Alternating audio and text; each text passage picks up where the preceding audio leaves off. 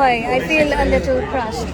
So yes, ওইরকম particular কেউ নাই, বাট অনেক সময় অনেকের বোলিং দেখে এক সময় সাকিব আল হাসানের ডেফিনেটলি বোলিং ব্যাটিং দুইটাই ভালো।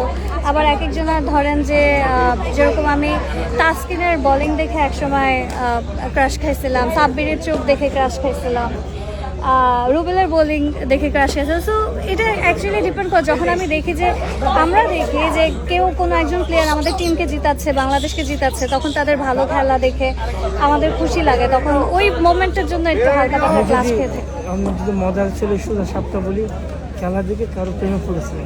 না না, কোনো প্রেমে কখনো পড়ি নাই। আপু তাসকিনকে নিয়ে একটা কথা শুনছিলাম, তাসকিনের প্রেমে পড়েছেন আপনি, এরকম কিছু আছে? না, এরকম কখনোই কোনো কথা শোনা যায়নি ভাই, না। But he is nice, he is very cute. দেশের বাইরে ক্রিকেটারদের মধ্যে হ্যাঁ, Shahid Afridi was my crush, he was all time favourite. যদিও উনি আমার মানে জন্মের আগে থেকে খেলেন, but still he is that handsome. আরেকটা প্রশ্ন, তাসকিন যদি আপনাকে প্রপোজ করে কি করবে? না না ভাইয়া, উনি বিবাহিত মানুষ, আমি চাইও না উনি কখনো আমাকে প্রপোজ করুক, আর করলে পড়ার কোশ্চেনই আসে না। হি ইজ ম্যারিড, সো না হইলে একটা ব্যাপার ছিল, বাট এখন তো I can't think of it. আমি একদমই আই এম টোটালি 100% এগেইনস্ট পরকে। আমি কখনো আমার ম্যারিড ম্যান একদমই পছন্দ না।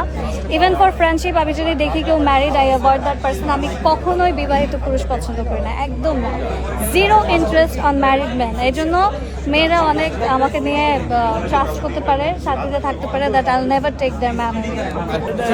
এটা হয়েছে যে অভিনয় করাটা কি কঠিন নাকি ক্রিকেট খেলাটা কঠিন? অ্যাকচুয়ালি আপনি যেই কাজে যেরকম ডেডিকেশন দেবেন, কোনো কাজই ইজি না। সো যেটা করবেন 100% ডেডিকেশন দিয়ে করবেন, কোনো কাজ তখন আপনি ভালোবাসা থেকে করেন, সেটা কঠিন না। খেলাটাও আমরা খেলি ভালোবাসার জায়গা থেকে, এটাও এতটা কঠিন না, উই এনজয় ইট। অভিনয়টাও যখন আমরা মডেলিং করি বা ফটোশুটস করি, তখন ওটাও ভালো লাগার জায়গা থেকে একটু কষ্ট হয়, বাট ওই কষ্টটা ভালো লাগা দিয়ে চলে যায়।